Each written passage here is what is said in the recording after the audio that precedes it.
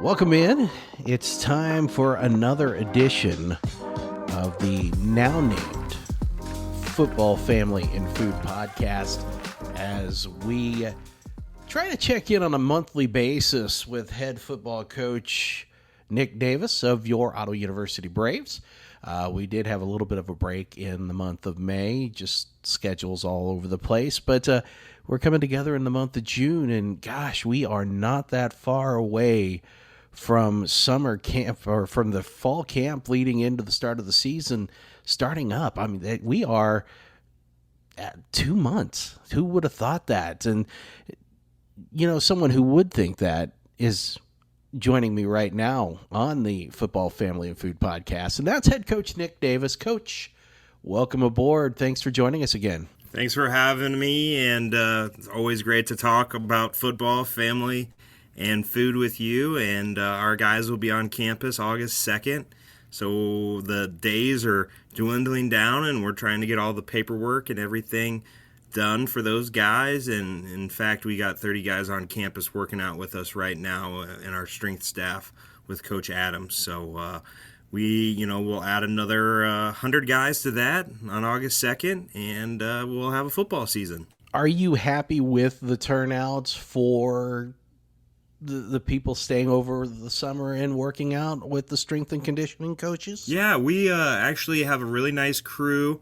There's a young man from Iola, Kansas, and a young man from Baldwin City that haven't missed a workout that are incoming freshmen. We actually have 3 kids from Texas right now that are incoming freshmen that rented an Air A and B here in town, and they won't be here for every single workout for the whole entire time, but they felt it was super important for them to get up here on campus. We have another young man coming from the Houston area here in a few weeks that's going to stay, and I think that's been the biggest surprise is a lot more of the incoming freshmen are getting up here, which is very cool. And then, in terms of our upperclassmen, we have about probably, Bob, 30 kids that live off campus. Ottawa University, when you're 21, you're able to move off campus.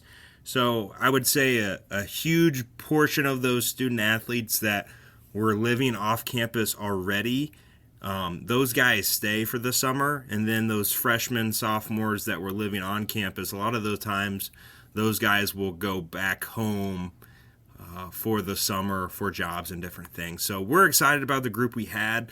Obviously, I wish we had the whole team here this summer, but there's guys that have different job opportunities, and hopefully they're at home putting in the work to hope that we are very successful in August. Correct me if I'm wrong, but it seems like that is, on the freshman side, maybe a little higher than what one would normally expect, especially for this summertime period, to already be in and beginning to work out. Yeah, that's going to give those guys a huge advantage. In fact, they're becoming a part of the team a lot earlier. They're getting involved in the culture. And last year we had one freshman that was here for the summer that I know of. When I was a graduate assistant here 10 years ago, I can't remember of any incoming freshmen that maybe just weren't from Ottawa, Kansas, that came and worked out with us. So, when I was here before, our summer would be 10 to 15 guys, and I think that's traditionally what it's been. So to have 20 to 30 guys on a given day is a huge, I think, step forward to, the guys that just want to be around each other. They get done with the school year, and it's not like, let me go home, do my own thing. It's like, let me stay with my best friends for the next 2 months. Does that send a message maybe to upperclassmen about loyalty may not be the right word, but just the work ethic and the willingness to do that? And as you said, now there are players who have got opportunities that they couldn't pass up, things like that. But does it send a message? Yeah, I think it's a very positive message about the future of our program, is that these kids are putting in the work and they're trusting the process, and it shows a lot about your leadership of a Derek Curtis, of a Devin Johnston, some of these guys that have been around our program for quite a while, and even guys that typically haven't had the captain roles like a Santino G or a Samad Ali or a Jomar Davis. Like those guys that have been involved in our program, they don't miss a thing the whole entire summer, and it's a great leadership of leading by example of making sure like James Reeder is here every single day working his butt off. So that's really cool, is a bunch of great friends. They're all really good friends, but they're all holding each other accountable, and they're all making sure that they're getting better every single day this summer, which is phenomenal. And of course, it has been a busy spring and it's into summer time for not only yourself and your coaching staff, but there have been plenty of camps and things for whether it's Ottawa University players or people to come in and show off their skills. As a matter of fact, you guys even you hosted a camp there at Advent Health Field. Yeah, so the kind of our first camp was a youth camp. We did that late April, and we had about 60 boys and girls. There were some girls here that came out to our camp. It was a free one day on a Friday evening. Luckily, we got by. There was a lot of tornado warnings and around the surrounding areas, but we were golden weather here on our campus, and but that was a phenomenal night for football, where we had probably 25 of our players came out and helped that camp. Gibby, the mascot, the otter, was out here taking pictures with the kids, so that was a really good start to our camp. Really a community service event for the town of Ottawa, and in fact we had parents bringing kids from the Kansas City area, from Iola area, so that was pretty cool community service of we were not trying to make money off the kids. We just wanted to make sure the kids had a great time, and Bob, you knew because you were there, so hopefully we did a good job with that. Absolutely, it was a great turnout, and it's also a good way to connect not only with the youth and who, for a lot of these kids are a long ways away from making a choice at a college, but it's a way to connect with them, with their families, but also with the community. No, it was a great turnout, and again, as much as we can get these kids on campus and they can have fun with the game of football, we don't need to make them run laps and do up downs, and I wanted them to get the enjoyment out of the game and get excited. This may have been their first experience with football. Some, they may have been on a football team for several years, but we wanted to make sure they had a lot of fun and they left our campus thinking, man, I had a phenomenal time and had a lot of fun at Ottawa University, and those football coaches are great people. And then, again, we, 3 weeks later, we started our mega camp. It was the first mega camp we had, and what mega camps really are is a school bringing in not only prospects from across the country, but we brought in different college staffs from across the country. We were able to bring in Northwest Missouri State, Washburn University was here. We were supposed to have a coach from Emporia State, but kind of a conflict with his schedule came up. We had several of our KCAC members here. Mid-American Nazarene from Olathe came down. We had about 150 athletes on the Saturday of Memorial Day weekend. The rules for camps in May, you're not allowed to have Division I school, or Division I schools aren't allowed to attend camps in May, but there were some schedule conflicts with, there was a padded youth camp here at our university. The first 2 weekends in June, so we chose to go in May knowing that we could have probably had a bigger turnout if Kansas University or Kansas State would have attended our camp, but we went ahead and rolled the dice, and that was a phenomenal day for kids. Several kids left the camp with scholarship offers from Culver, Stockton, or Sterling, or Northwest Missouri State were interested in a few of the student athletes at the camp. So that was a great day to showcase our campus, the facilities, And it was very positive to get all these coaches from across, the Kansas, or we had Langston and Oklahoma and some schools from Missouri and some schools in Nebraska, to get them on our campus as well. And, some of those coaches left very jealous about our new weight room facility, and they were sending photos back to their head football coach or their athletic directors about how they needed to get that weight room facility on their campus. So it was a great day overall, and we got a lot of great exposure here on our campus. So is this just basically a big giant job fair for football guys? Yeah, well, I mean, essentially, yeah. So 150 student athletes come to campus, they work out, and it's an opportunity for all those guys to, we had 20 scholarship programs at our camp, and it was an opportunity for those guys to go earn scholarships. And so, yeah, it was like a big career fair of, hey, these guys are coming in, they're working out, they're running 40-yard sprints, they're doing agility drills. Everyone had a jersey number, and it correlated on the sheet, our Google Drive, and it had the kid's information of what high school he attended, and it had that kid's link to his highlight film from high school. So we took great pride in, and we'll talk about some other camps that we visited.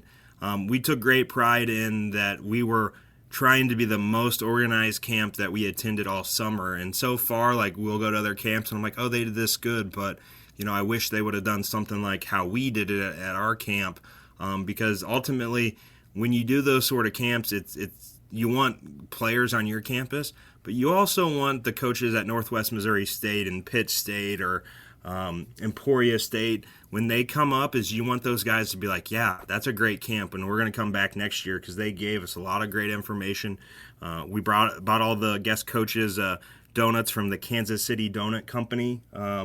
So we treated them well. So also for you as a coach and the coaching staff, it's a good chance to maybe share and pull in some information from other coaches too then. Yeah, it's a great opportunity, just talk and network with other coaches across the country and just get your name out. I think so many times in football, especially the other KCAC opponents, you think like, oh, that guy's a bad guy because he's a rival.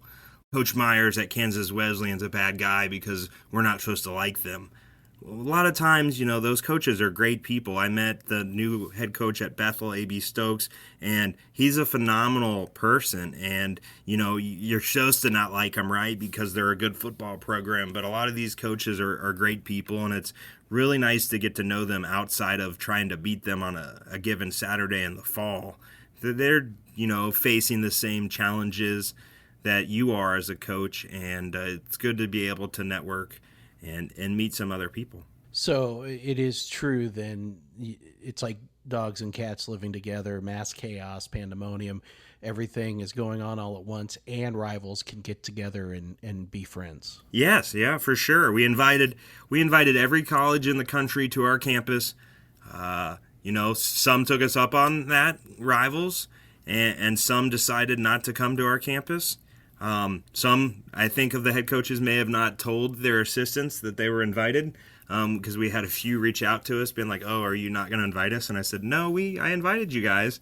But we just wanted to get a great experience for the young men coming to our campus. The 150, we wanted to make sure they left this camp and there was a school for each and one of all 150 of those kids that they could attend in the future if they wanted to play college football. You don't have to answer this now, but did you maybe find some diamonds in the rough for the football team this fall at this camp? I think we did, but because we brought them to this camp, they're not diamonds in the rough anymore.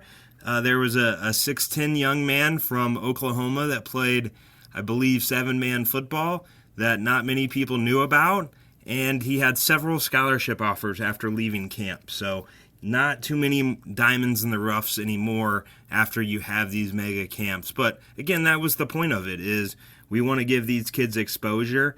And, at the end of the day, if every school here offered those kids a scholarship, well, they all offered them a scholarship on our campus, or they found them on our campus. And hopefully that young man remembers that he had a great experience here. And so not only that you were hosting that event, but then you were just recently up at Kansas University. And was this another one of those mega camp type events? Yeah, so we went to last Friday, kind of kicked off kind of the camps here in the local area. We went to Kansas State in Manhattan on last Friday night. They had about 150 student athletes up there, and that was a late night camp.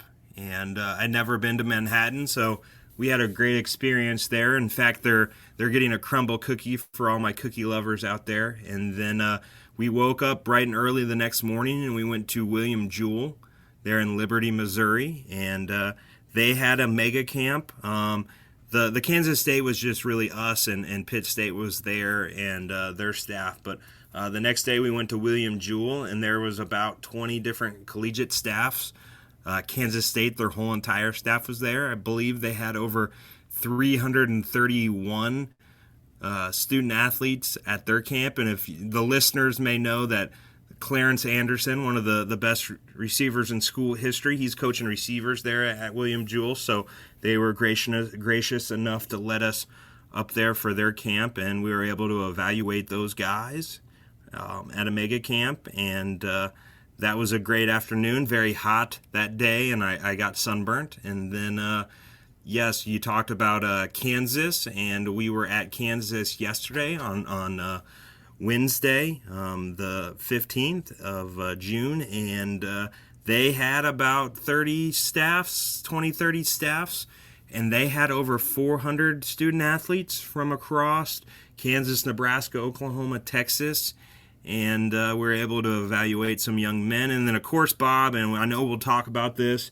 we ate good food. The Ottawa football coaches staff ate good food after all these camps. Absolutely. We will have to get into this a little bit more on the food side, because you can't go somewhere without having to partake in the local cuisine, if you will. And that is on the docket to talk about.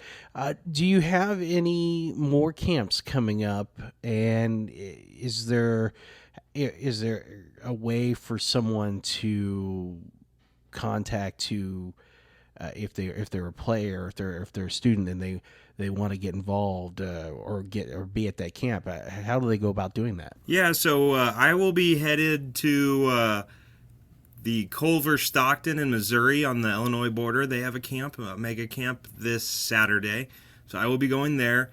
Coach Hennis is involved with the Spot the Ball camps, which they go to different local high schools in Oklahoma, Texas, and Kansas, and they're able to they have lots of camps over in those areas. Coach Mendez went to kind of Washburn, has a prospect camp, and then I think that's going to be June's kind of the end of that, and then we're able to do some more camps in July on our campus.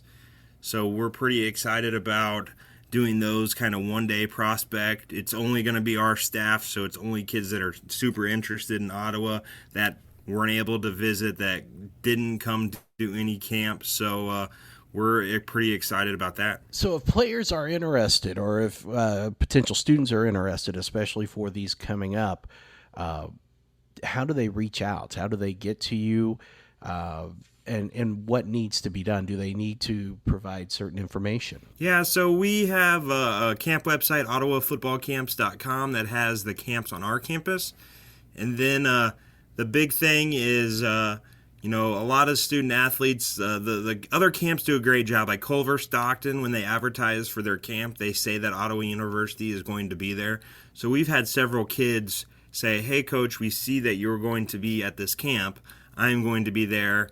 And we've, had a conversation, or we've communicated in the past, and I just want to make sure that we're able to meet each other at that camp. Other than that, just someone that's just getting interest is reaching out to the coaches on Twitter. I'm at Coach Nick Davis on Twitter, and when they reach out to me, I give them some general information about the program and how we recruit and what coaches they can contact for recruiting, because a lot of schools will recruit by the area in each state, or the several states or regions of the country.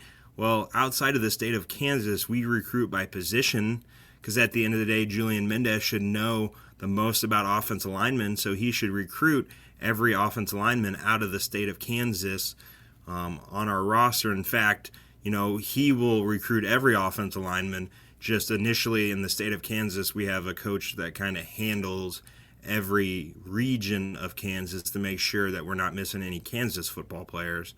But Julian will end up recruiting every offensive lineman in our whole entire recruiting database because he's the offensive line coach. He should be able to start building a connection with that guy that'll last for 4 or 5 years and beyond. That right there in itself is maybe a top benefit. I mean, besides finding a place to go to school and be able to play, but building some relationships and getting that networking starting it early. I mean, that's a big deal in itself. Yeah, like I know some programs it's just easier for them to recruit regionally, but it makes no sense for me to have, me recruit a offensive lineman. And of course, I'm the head coach, so I need to be able to recruit all players. But say I wasn't the head coach and I'm recruiting an offensive lineman for a whole year, and that kid hardly talks to Coach Mendez, and then he gets here, and now he's with Coach Mendez every single day. And I don't see that kid nearly as often, throughout the day, and I'll see him at practice. But I think it's good that, hey, you know what you're getting yourself into when you're having this relationship with this coach because you're spending all this time with this certain coach. And so those are things that I think helps build a stronger connection is when that guy you're going to spend all that time with is recruiting you in the whole entire process. And also builds a trust factor, too, which is key. And I think is a huge selling point, especially in this day and age when not only are you having to sell the university, the quality of education and that, but you're also having to sell yourself as a person for your qualities, and that you're going to be there to take care of the student in a sense, almost being a parent away from home. Yeah, and that's big because a lot of these student athletes, they, some come from great families and they still need loved, but some come from bad situations or single family homes, or, maybe they don't have a mom or a dad and they're within the foster care system. And, we have all varieties on our teams of makes and models of every human being from across the country, and everyone is unique, and it's, finding situations and it's being vulnerable with them. There's several kids on the team that I've had similar situations to them at 18, 19, and 20, and they wouldn't know if I hadn't have told these kids. So there's some things in common that me and several of our players have that you just wouldn't know until you open up about your life. And, and the kids respect coaches that are super honest with them and vulnerable. And they also like coaches who can point them in the direction of good food. Yes. No one does not like a good meal, Bob. Absolutely not, especially if you're a football player. Let's face it, okay? And I can say this as being a large man myself. If you're playing in the trenches, those guys are going to eat. Yeah, I think it's required. I think that's the reason I got into playing football as a young kid. It was like, hey, they get free meal after the game. That's pretty cool. That right there is number one, yes. And by the way, not to deviate from where we were going, a big thank you to your mom for sending cookies and cupcakes, and there is a thank you note that is in the mail to her also with a handwritten notes and a really awful signature. Not that it'll ever be worth anything, but thank you so much because those were fantastic. I have to say, so much so that I had to fight the family members here in my house to be able to at least get a cookie. Yeah, no, she those were family secret recipe.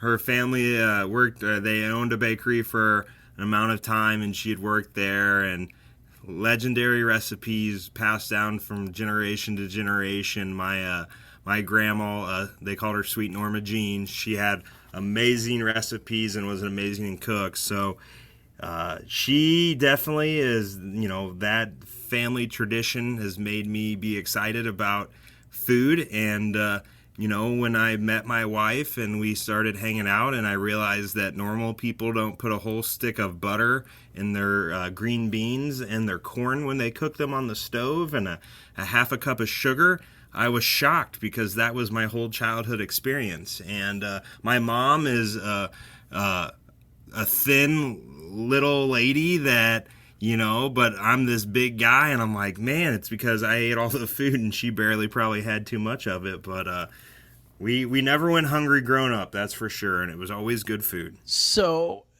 with that said, I mean, that much butter in things and that, I mean, you can't go wrong with that. By the way, I know that there are going to be people who disagree with that, but they're wrong. I accept their opinion, but they're wrong. But any stock in any butter companies, let's fully disclose this while we can. No, there's no stock in any butter companies. She always carries puts a stick of butter on the cabinet, and when she visits, she'll do that on our kitchen cabinet or our countertop at home. And my dog has eaten 2 sticks of butter. My little Annie has got up and ate 2 sticks of butter because my mom tries to keep her butter at room temperature just in case she needs to butter her bread. And my wife's like, what is she doing? Oh. But our little Annie knows when Grandma's visiting, she might get a butter snack. There is something fascinating about that. I mean, let's face it, eating a stick of butter by itself is just disgusting. But there's also fascination about that, too, just how it could be done. Oh, yeah. It's in one bite. She knows that she's a bad girl when she gets up on the countertops, but she makes sure she gets all of that butter when she goes and snags it. And I still have to warn my mom. I say, Mom, you realize I forgot about her eating the butter. Poor dog. But at least there's a smile on her face, so that's the important part. Yeah, well, both my mom and Annie are very happy. It's my wife I have to deal with the dog eating butter. Let's delve now, and since we're going to go ahead and just make that turn right here. And so you had a good barbecue place that you were speaking about earlier. Let's divulge into that a little bit. Yeah. So after the Kansas State camp, we tried to go down to Aggieville and go to a Mexican restaurant, but it was a Friday night, and I'd never been down in that area in Manhattan, and that was very busy. So Coach Mendez and Coach Hennis, we made a executive decision to go to the Firehouse Subs, which isn't anything special. Even, it's very good, and I will give them that, but it's not, one of the greatest places in the country.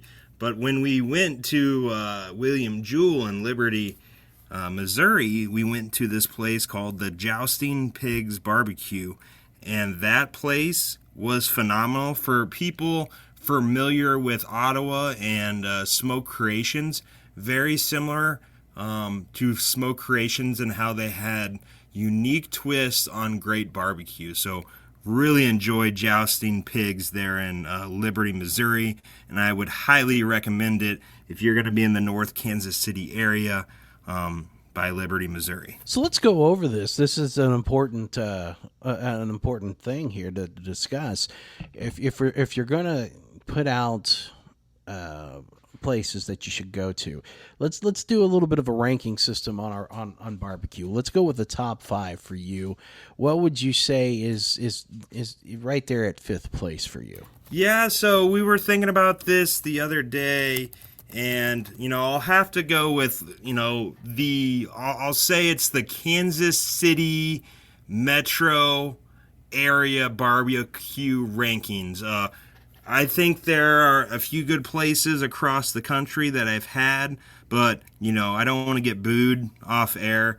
But we'll go with just the Kansas City area. And at 5, I would go with Jack Stack Barbecue. It's a great place when someone else is paying for you, and you probably have to dress up quite a bit. They serve the barbecue sauce nice and warm. several locations in the metro area of Kansas City, but I would say that is my number 5 place. I would.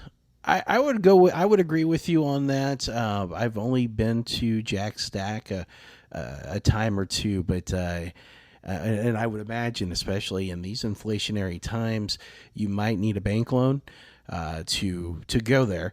And it's not bad. It's not bad food, but yeah, it's. I would say that you could do better For sure. And then on 4th place, I'm going to go with Slaps Barbecue. It's in downtown Kansas City, Kansas on Central Avenue. Slaps, the guy does food competitions. He's actually gone up against in barbecue competitions against a former alum, Wickley, and Coach Mendez. They've battled them out in barbecue competition. Slaps has always beat him, I think, just because he's got some sponsorships and different things. But that's very good. I enjoyed the sausage at Slaps if you've never been there. Their sides were phenomenal, and probably my favorite place in definitely downtown Kansas City, Kansas. I would be afraid to go to a place by the name of Slaps. I would probably be intimidated, especially if there was something there you didn't like, because I mean, you're going to, you already know what's going to happen if you were to say that you didn't like it. You're going to get slapsed. So I don't know. That sounds very intimidating to me. I'll throw that out there. I have not been there. I might try it out, but I'm going to have to maybe do that with some security. When you go on Google and you look up Slaps Barbecue, the first thing I see, it says top 5 barbecue spot in Kansas City. So I know they're not the number 1 or number 2, but they would be in my top 5. I would say that the Jousting Pigs was number 3 on my list, and what I like best about it's more unique. Slaps is your traditional, maybe some unique slides or sides at Slaps. Number 2 for me would be Q39. I went there on my birthday. They have, I think, 2 or 3 locations. We went to the location in Kansas City, Missouri, and I thought that was pretty good. Good ribs. Burnt ends were good. My mom liked they had, I think, what did they have then? Oh, she liked the burnt ends.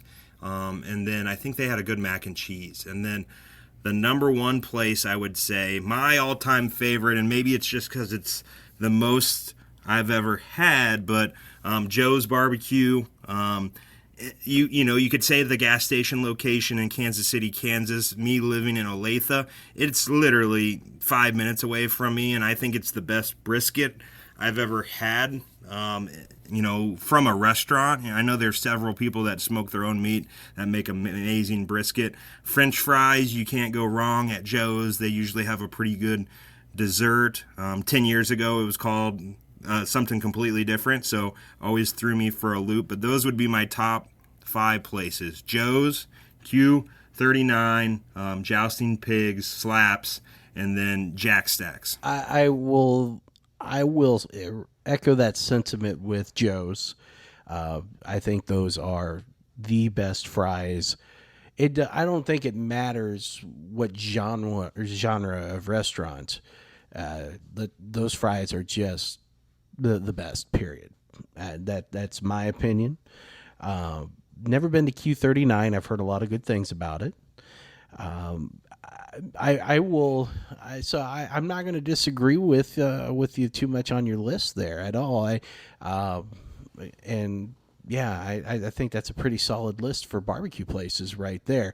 So if you're going there now, I like burnt ends, and I do like myself some burnt ends, and some ribs.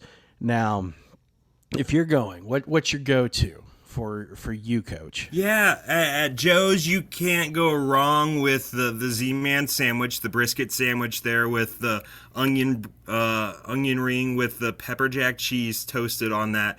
You can't go wrong there. You can't go wrong with just getting brisket. You can't go wrong. If the bird ends are on special, you can't go wrong with them. Of course, my mom, she's like a pulled pork kind of gal, so she always gets the pulled pork, and I always have to be like, Mom, it's fine, it's good. The turkey's good, the chicken's good, but I'm like, they're famous for their brisket and their burn ends.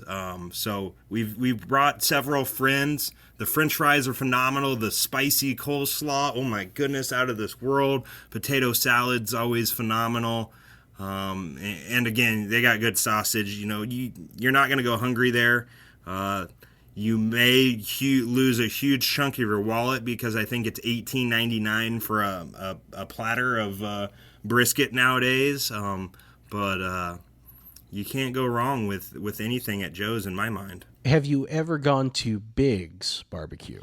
I have not. I'll have to put that on the list. And then I know if if the viewers, the listeners are traveling to St. Louis and you like ribs, the best ribs I've ever had from a restaurant is at Pappy's Smokehouse in St. Louis.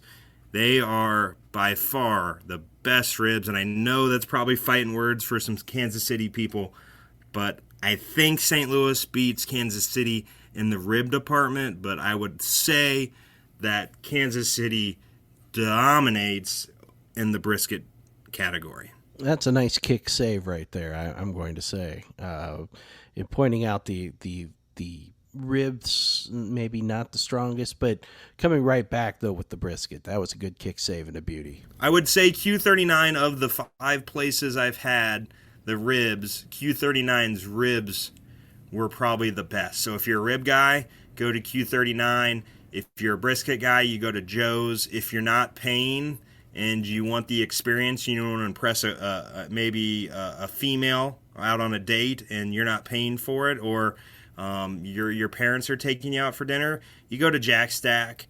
And jousting pigs and slaps is kind of the, hey, let's go to a kind of a hole-in-the-wall establishment with really, really good food. Be sure to bring protective equipment if you go to Slaps. Yes. Very fair statement right there. So as we begin to round the final turn here in this horse race, we've discussed about the different camps that have gone on and are coming up. We hope to have an announcement soon on a new defensive coordinator. Is that correct? Yep, we're waiting on a press release. I don't want to blow the school's big time news, but the position's already been hired. He's already started here. Will hopefully be moved in by the end of this week or early next week here on campus. But the name and the details of the candidate will get released in a press release soon. But we're super excited. The young man brings a lot of knowledge to our program. And the biggest thing for us was he fits into our family. He fits into what we want to do schematically. He fits into what we want to do in the classroom with our young men, and he fits into what we want to do in the future of our program. Can you confirm or deny that Wade Phillips has filled the position? Wade Phillips did, he may have sent in a resume out. I can't confirm or deny that. He was not selected in the process, if that tells anyone. But I cannot confirm or deny if he had his materials in, but he will not be our defensive coordinator next season. I think he's got some bigger stuff going on with XFL or USFL or whatever the new league that's going to be started next month is. Well, that's where my money was right there, was on Wade Phillips. But that's sad that he won't be here. I'm a little distraught over that one. Well, he told me that he didn't want to be the second best foodie on staff. That, when he goes to a place, he wants to be known as the top food guy. And with me and Coach Mendez, it was just going to be too tough competition potentially for him. So, and I could see that. I could see that very much so. And when you have as much personality as yourself, Coach Davis, and Coach Mendez, you throw Wade Davis in there, I would imagine that reaches a level of criminality that is not allowed. And so that would have been another reason for him not to be here. We would have to have more sponsors for the radio time and the radio show to be able to do that show, and and it would be a tough business. You'd have to go out and find a lot more sponsors, I think, Bob. Well, with Wade Davis, I think they just come calling. They may. I could be wrong, and that's okay. But I mean, you've got Wade Davis. I mean, what else? What else would you need? I mean, I don't know. I mean, obviously you can't do. You're now the head coach, so you got to have some. So I mean, unless they cloned you. Did they clone you? Is that an option? Was that an option? Not that I've known of, and if they have, I want some royalties from it. Oh, already getting the lawyers all lined up for that one. I see. So we will have hopefully announcements soon. Same wavelength defensively that you were looking for, and familiar with what you were looking to do. Yeah, out of all of our candidates, he was the most familiar with things I had done, and there were some things that I was familiar, interested in doing with things that he had done previously. So I think it's going to be a really good mix of we're keeping the same terminology. I'm going to let him do his thing, though. Ultimately, I want him to feel super comfortable, but I don't want to change 50 guys in our program of what they just learned this spring in terms of terminology. So I want that to be super easy, and then maybe within the details, some certain things change a little here and there. But we wanted that to be the biggest thing is, that Devin, as a fifth-year player, wasn't learning a fifth brand-new defense in 5 years. We didn't want that for Devin. Yeah, I could see that. That would just be... at that point in time, I'd just say I'm out. That's my brain could only handle so much. It'd be like the episode of SpongeBob where he had to learn to be a waiter really quick, and all those little SpongeBobs were running around in his head, and then he had to forget everything, and that's what it would have been like to me. I would have just pieced out and said, you know what, I'm gonna go drool. You can get in a fetal position and drool, because that's about all I could do at that point in time. And I don't know if it matters too much to him, because he's was an all-district academic guy, and if he has a great year, potentially an academic All-American this season. So, but just he's learned it. He had led the country in interceptions last year. Let's let him just become a better football player and not have to worry about learning a brand new defense in the middle of July. Absolutely. And I think that maybe for July, when we come back with a next edition, I think we should talk a little bit about some of the returners and maybe what they are looking to accomplish, especially for the ones that this is it for them. This is that would be their senior year, and maybe kind of go along those lines. What would you say about that? Yeah, we could do that. Maybe we get the coordinators on, and maybe you get a chance to talk with our co-offensive coordinator, Tyler Hennis, and then the new defensive coordinator potentially too. So you can get them ready, and they can have a go-around before maybe coordinator's corner later in the fall. Yes, which again we will have the games for you on the radio and on the internet, and we'll also continue with